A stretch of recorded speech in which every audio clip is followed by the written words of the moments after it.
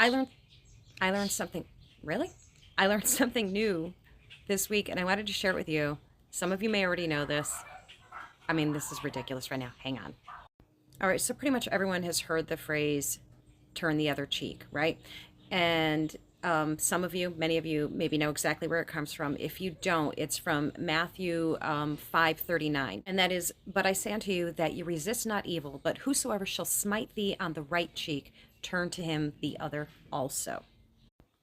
So, when Jesus told his followers to turn the other cheek when struck in the face by an enemy, it's been typically interpreted by us as pacifism, right? Well, guess what?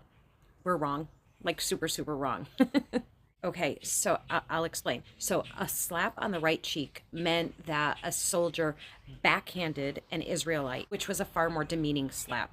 It was degrading. It's what you gave an inferior or a slave.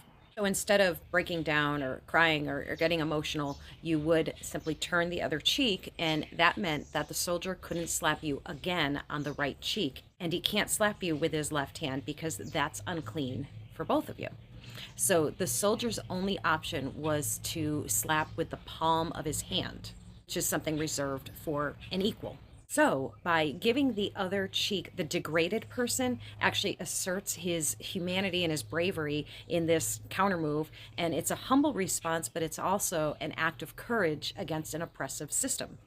Basically, in a nutshell, this interpretation that Jesus expected his followers to just be, these passive, submissive, non-reactive people in the face of conflict or attack by enemies is completely false and really detrimental, actually, I think. I think it's also really important to note that Jesus also told his followers, his disciples, to buy a sword. That's in Luke 22:36, and that he also flipped tables and chased the money changers out of the temples with a whip. He wasn't a pacifist.